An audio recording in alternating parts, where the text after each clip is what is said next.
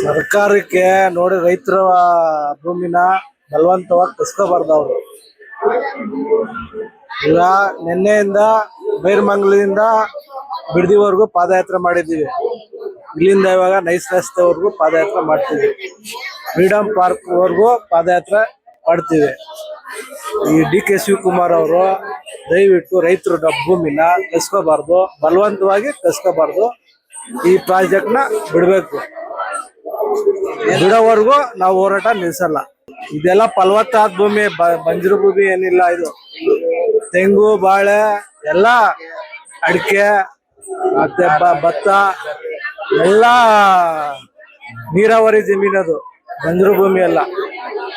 ಇದನ್ನ ರೈತರ ಮೇಲೆ ದಬ್ಬಾಳಿಕೆ ಮಾಡಿ ಇವರು ಈ ಭೂಮಿನ ಕಸ್ಕೊಳಕ್ ಮಾಡ್ತಾವ್ರೆ.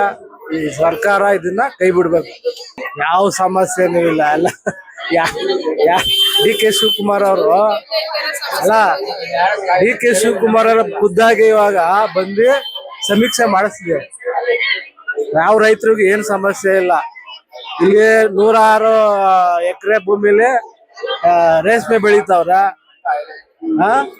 ಈ ದನಗಳ ಇದು ಹಾಲಿನ ಡೈರಿಗೆ ಹಾಲು ಹಾಕ್ತಾವ್ರ. ಅದರಿಂದನೇ ಜೀವನ ನಡೀತಾ ಇದೆ ರೈತರದ್ದು. ಇದನ್ನೆಲ್ಲ ಮನಗಂಡು ಇದನ್ನ ಪ್ರಾಜೆಕ್ಟ್ ನ ಕೈ ಬಿಡ್ಬೇಕು. ಯಾರೋ ಅವರು ಕೊಡ್ತೀವಿ ಅನ್ನೋರು ಒಂದು 25% ಇರ್ಬೋದು. ಇನ್ನು 75% ವಿರೋಧ ಇದೆಯಲ್ಲ, ಭೂಮಿ ಕೊಡಲ್ಲ ಅಂತ. ಅದು ಪ್ರಾಜೆಕ್ಟ್ ಕೈ ಬಿಡಿ.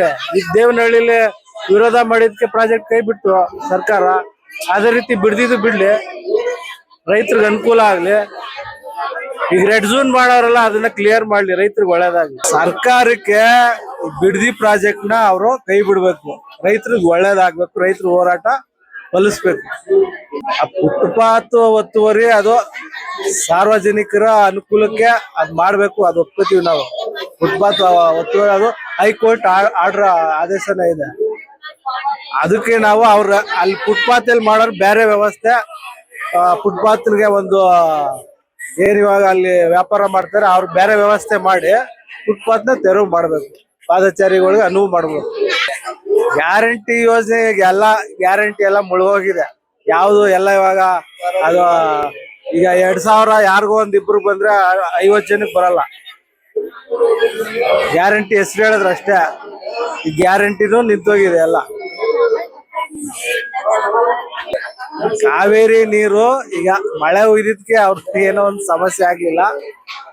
ಮಳೆ ಹುಯ್ಲಿಲ್ಲ ಅಂದಿದ್ರೆ, ಮಳೆ ಹುಯ್ದಿರೋದ ನೀರ್ ಬಂದಿದೆ, ಈಗ ಬಿಡ್ತಿದಾರೆ. ಅದಕ್ಕೇನು ಪ್ರಾಬ್ಲಮ್ ಏನಿಲ್ಲ. ಮಳೆ ಹುಯ್ಲಿಲ್ಲ ಅಂದ್ರೆ ಅದಕ್ಕೆ ಸಮಸ್ಯೆ ಆಗಿರೋದು.